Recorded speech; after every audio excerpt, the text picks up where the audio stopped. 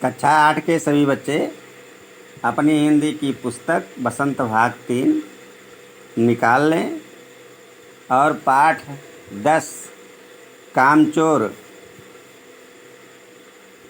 का पृष्ठ 54 खोल लें और इसका भाग 4 पढ़ाया जाएगा। ध्यान से देखें।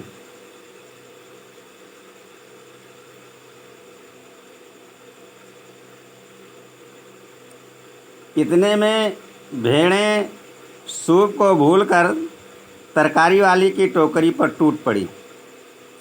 वो दालान में बैठी मटर की फलियां तोल तोल कर रसोइये को दे रही थी। वह अपनी तरकारी का बचाव करने के लिए सीना तान कर उठ गई। आपने कभी भेड़ों को मारा होगा तो अच्छी तरह देखा होगा कि बस ऐसा लगता है जैसे रुई के तकिए को कूट रहे हूँ। भेड़ को चोट ही नहीं लगती। बिल्कुल यह समझकर कि आप उससे मजाक कर रहे हैं, वो आप ही पर चढ़ बैठेंगी। जरा सी देर में भेड़ों ने तरकारी छिलकों समेत अपने पेट की कढ़ाई में छोंक दी।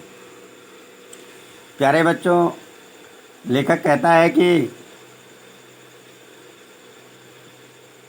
हजन माँ के मारो मारो की चीख पुकार सुन करके इतने में भेड़ें सूप को छोड़कर, सूप एक प्रकार का साधन है जिसमें घर के लोग चावल गेहूँ से जो खराब चीज़ें होती हैं उसको छांट कर अलग करती हैं, पछोर करके, जिसको पछोरना कहते हैं, पछोर करके अलग करती हैं और उसी को लेकर के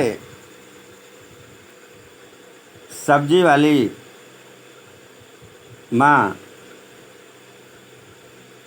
अलग करके, अर्थात फलियों को उससे हटा करके बना करके दालान में बैठी मटर की फलियों को तोल तोल कर रसोइये को दे रही थी। वो अपनी तरकारी का बचाव करने के लिए डट करके उन भेड़ों के सामने खड़ी हो गई और लाठी डंडों से उनको पीटना शुरू की। आपने कभी भेड़ को मारा होगा, अच्छी तरह से देखा होगा कि मारने से ऐसा लगता है कि जैसे किसी रजाई या तकिए को मैं ढूंढ रहा हूँ। भेड़ को चोटें नहीं लगती। वो बिल्कुल ये समझती हैं ये मेरे साथ मजाक कर रहे हैं, हंसी मस्करी कर रहे हैं, वो आप ही पर चढ़ बैठेंगी। थोड़ी सी देर में भेड़ों ने तरकारी को छिलकों समेत अपने पेट की कढ़ाई में छोंक दिया। अर्थात भेड़ें तरकारी को छिलकों सहित पूरा समाप्त कर दिया खा करके। इधर यह प्रलय मची थी, उधर दूसरे बच्चे भी लापरवाह नहीं थे। इतनी बड़ी फौज थी जिसे रात का खाना न मिलने की धमकी मिल चुकी थी। वह 4 भैंसों का दूध धोने पर जुट गए। धुली बाल्टी लेकर 8 हाथ 4 थनों पर पिल पड़े। भैंस एकदम जैसे चारों पैर जोड़कर उठी और बाल्टी को लात मारकर दूर जा खड़ी हुई। तय हुआ कि भैंस की अगाड़ी पिछाड़ी बांध दी जाए और फिर काबू में लाकर दूध दूह लिया जाए। बस झूले की रस्सी उतारकर भैंस के पैर बांध दिए गए। पिछले 2 पैर चाचा जी की चारपाई के पायों से बांध। अगले 2 पैरों को बांधने की कोशिश जारी थी कि भैंस चौकन्नी हो गई। छूटकर जो भागी तो पहले चाचा जी समझे कि शायद कोई सपना देख रहे हैं। फिर जब चारपाई पानी के ड्रम से टकराई और पानी छलक कर गिरा तो समझे कि आंधी तूफान में फंसे हैं, साथ में भूचाल भी आया हुआ है। फिर जल्दी ही उन्हें असली बात का पता चल गया और वह पलंग की दोनों पाटियां पकड़े बच्चों को छोड़ देने वालों को बुरा भला सुनाने लगे। प्यारे बच्चों, लेखक कहता है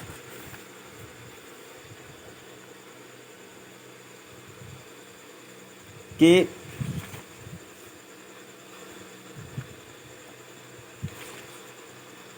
इतना सब कुछ हो जाने के बाद भेड़ों द्वारा सारी फलियों को पेट में अपने छौंक लेने के बाद अर्थात खा लेने के बाद इधर तूफान मचा ही था, उधर दूसरे बच्चे भी जरा सा भी लापरवाही बरतने के मूड में नहीं थे। इतनी बड़ी सेना थी जिसे रात का खाना ना मिलने की धमकी मिली हुई थी। वे 4 भैंसों का दूध निकालने के लिए जुट गए। धुली बाल्टी लेकर 8 हाथ 4 थन सब भिड़ गए और भैंस एकदम जैसे चारों पैर जोड़ करके एक साथ उछली, बाल्टी को लात से मार करके दूर जा कर के खड़ी हो जाती है। तब यह फैसला किया गया कि भैंस की अगाड़ी और पिछाड़ी दोनों बांध दिया जाए, अर्थात दोनों पैर आगे के और दोनों पैर पीछे के बांध दिए जाएं और फिर कब्जे में करके दूध दूह लिया जाए। बस इतना सोचना ही था कि झूलने की रस्सी को उतार करके भैंस के पिछले पैर बांध दिए गए। जो अपनी चाचा की चारपाई में बांधे थे और अगले 2 पैरों को बांधने की कोशिश जारी थी, प्रयास जारी था कि भैंस चौकन्नी हो गई और छूटकर जो भागी तो पहले चाचा जी समझे कि शायद कोई मैं सपना देख रहा हूँ। लेकिन जब चारपाई ड्रम से टकराई और पानी छलक कर गिरा तो वो समझे कि लगता है आंधी और तूफान में हम फंसे हुए हैं, साथ में भूकंप भी आया हुआ है। फिर जल्दी ही उनकी समझ में आ गया कि असली बात क्या है। वह पलंग की दोनों पाटियां पकड़े हुए बच्चों को छोड़ देने वालों को, जो बच्चों ने इसको छोड़ दिया था, उनको अनाप शनाप अपशब्द बकने लगे।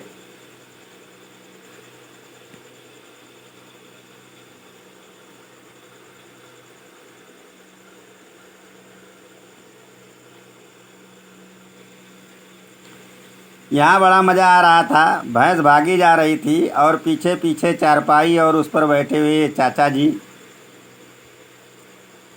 ओहो, एक भूल ही हो गई, यानी बछड़ा तो खोला ही नहीं, इसलिए तत्काल बछड़ा भी खोल दिया गया। फिर बच्चे बहुत खुश हो रहे थे, उनको बड़ा आनंद आ रहा था। भैंस भागी जा रही थी और चाचा जी पीछे चारपाई पर बैठे बैठे वे चिल्ला रहे थे। फिर ध्यान में आया, अरे एक गलती हो गई कि इसका बच्चा तो खोला ही नहीं गया। इसलिए तुरंत बच्चे को खोल दिए। तीर निशाने पर बैठा और बछड़े की ममता में व्याकुल होकर भैंस ने अपने खुरों को ब्रेक लगा दिए। बछड़ा तत्काल जुट गया धोने वाले गिलास कटोरे लेकर लपके, क्योंकि बाल्टी तो छपाक से गोबर में जा गिरी थी। बछड़ा फिर बागी हो गया। प्यारे बच्चों, बच्चे कहते हैं कि एक भूल तो हो गई। बछड़ा छोड़ा नहीं गया, बछड़े को खोल दिए और तीर सही निशाने पर लग गया कि बछड़े को खुलते ही गाय बिल्कुल अपने पैरों को ब्रेक लगा दी, अर्थात रुक गई। फिर बछड़ा तुरंत जुट गया दूध दूने। इसके बाद बच्चों ने गिलास कटोरी लेकर के दूध निकालने के लिए पहुंच गए, क्योंकि बाल्टी पहले से ही गोबर में जा कर के गिरी थी। बछड़ा फिर भी बागी हो गया, अर्थात हम लोगों का दुश्मन हो गया।